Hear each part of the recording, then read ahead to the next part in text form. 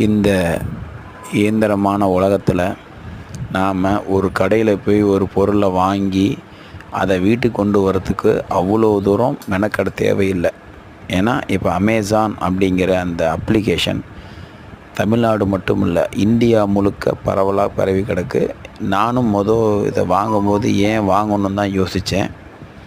அதுக்கப்புறம் அதில் 2 பொருளை என் நண்பர் மூலமாக பொருளை ஆர்டர் பண்ணோம். நல்லா கரெக்டாக டெலிவரி வந்தது. ஒரு சில பொருள் வரல. அது கஸ்டமர் கேர்னு ஒரு நம்பர் கொடுத்தாங்க, அதில் பேசினேன்.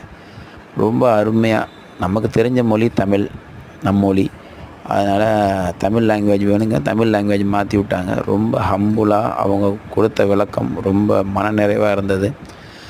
1000 தான் அமேசான் நிறைய கடைகளை வியாபாரத்தை குறைச்சாலும் ஒரு சில கடைகளில் இன்னும் வியாபாரம் அதிகமாக தான் இருக்குதுன்னு சொல்கிறாங்க.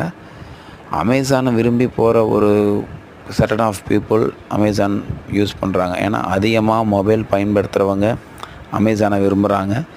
அடுத்த யங் ஜென்ரேஷன் அதிகமாக அமேசானை விரும்புகிறாங்க.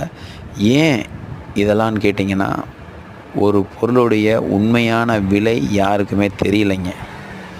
ஒரு பொருளை தயாரித்து விளம்பரங்கள் மூலமாக அந்த பொருள் மக்கள் மத்தியில் தெரியுது, கடையில் ஸ்டாக் வைக்கிறாங்க. அந்த விளம்பர பணத்தையும் சேர்த்து தான் சார்ஜ் பண்ணுறாங்க.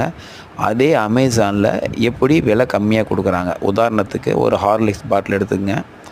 ஹார்லிக்ஸ் பாட்டில் இல்லாமல் பேக்கெட் ஐட்டம் 1 கிலோ கடையில் உள்ள ரேட்டுக்கும் அமேசானில் வாங்கினீங்கன்னா ரொம்ப கம்மியாக இருக்குது. இதை நான் அனுபவபூர்வமாக உணர்ந்திருக்கேன். அதனால் அமேசானை விரும்புகிறவங்க அமேசான் விரும்புகிறவங்க, கடைக்கு போகிறவங்க கடைக்கு போங்க.